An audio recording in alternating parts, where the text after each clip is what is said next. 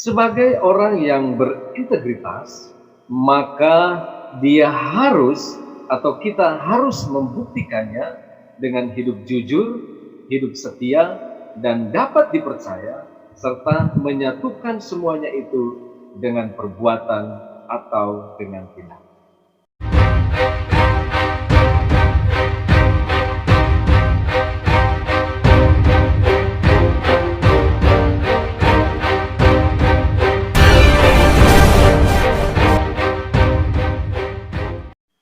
Shalom sahabat LITV, berjumpa lagi bersama dengan saya dalam program Kabar Baik hari ini.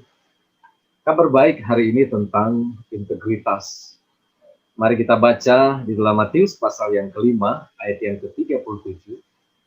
Firman Tuhan demikian, "Jika ya, hendaklah kamu katakan ya, jika tidak, hendaklah kamu katakan tidak. Apa yang lebih daripada itu berasal dari si jahat." Saudara yang dikasih oleh Tuhan, kata integritas dalam Kamus Besar Bahasa Indonesia adalah mutu, sifat, atau keadaan yang menunjukkan suatu kesatuan yang utuh, sehingga memiliki suatu potensi dan kemampuan yang memancarkan kewibawaan dan kejujuran. Jadi pada dasarnya integritas berbicara tentang suatu keutuhan antara karakter dan kepribadian seseorang. Arti sederhana dari integritas adalah luar dan dalam itu sama. Apa yang diucapkan benar-benar sesuai dengan apa yang dilakukan. Jadi orang yang berintegritas adalah orang yang melakukan apa yang dia katakan dan mengatakan apa yang dia lakukan. Lebih daripada itu, kata firman Tuhan berasal dari si jahat. Sebagai orang yang berintegritas, maka dia harus atau kita harus membuktikannya dengan hidup jujur, hidup setia, dan dapat dipercaya, serta menyatukan semuanya itu dengan perbuatan atau dengan tindakan. Dalam kekristenan, Kristus merupakan suatu dasar dan teladan hidup orang percaya yang berintegritas. Artinya, untuk memiliki integritas kekristenan yang benar, maka seorang Kristen dia harus meneladani dan mencontoh kepada karakter Kristus. Firman Tuhan mengatakan bahwa barang siapa mengatakan bahwa ia ada di dalam dia, ia wajib hidup sama seperti Kristus telah hidup. Jika kita menyadari bahwa kita adalah pengikut Kristus, maka kita wajib menjalani suatu kehidupan menurut apa yang telah ditetapkan oleh Tuhan Yesus Kristus bagi kita, sebagaimana Kristus taat mengerjakan apa yang ditetapkan oleh Bapaknya. Ada sebuah kisah tentang 3 orang pemuda yang mati-matian mempertahankan integritas yang mereka miliki.